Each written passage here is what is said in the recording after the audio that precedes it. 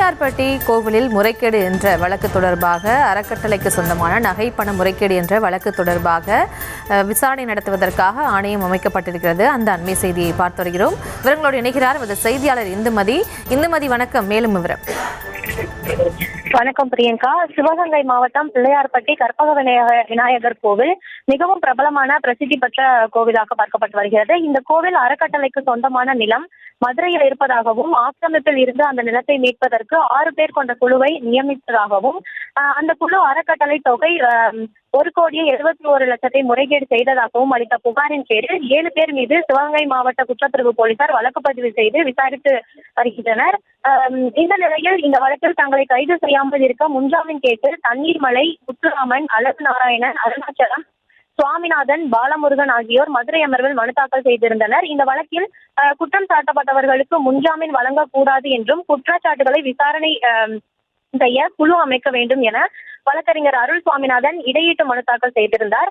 மேலும் இந்த வழக்கை விசாரித்த நீதிபதி ஸ்ரீமதி பிள்ளையார்பட்டி கோவிலின் அறக்கட்டளை முன்னாள் அறங்காவலர்கள் 1,76,00,000 மோசடியில் ஈடுபட்டதாக புகார் தெரிவிக்கப்பட்டுள்ளது. இது குறித்து கோவிலுக்கு சொந்தமான நகைகள், பணங்கள், இடங்கள் எவ்வளவு உள்ளது என்பது குறித்தும் விசாரணை நடத்துவதற்கு ஆணையத்தை அமைக்க இந்த நீதிமன்றம் முடிவு செய்கிறது. அதன்படி அறக்கட்டளை மோசடிகள் குறித்து விசாரணை செய்யவும் கணக்குகளை சரிபார்க்க பட்டய கணக்காளர் ராஜராஜேஸ்வரனையும்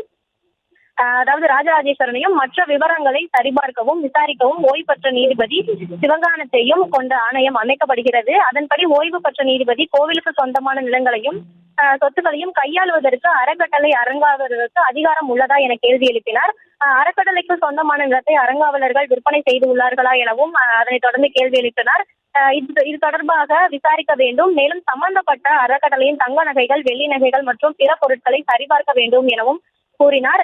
இதனைத் தொடர்ந்து இந்த விவகாரத்தில் யாரேனும் தங்களது கருத்துக்களை வாக்குமூலம் அளிக்க விரும்பினால் ஓய்வு பெற்ற நீதிபதியிடம் தங்களது கருத்துக்களை தெரிவிக்கலாம் எனவும் நீதிபதி தலைமையிலான ஆணையம் அனைத்து அறங்காவலர்களிடமும் விசாரணை நடத்தலாம். இந்த விசாரணை குறித்து ஜனவரி மாதம் 30ஆம் தேதிக்குள் இடைக்கால அறிக்கையை ஓய்வு பெற்ற நீதிபதி சமர்ப்பிக்க வேண்டும் என உத்தரவிட்டு இந்த வழக்கை ஒத்திவைத்தனர். பிரியங்கா.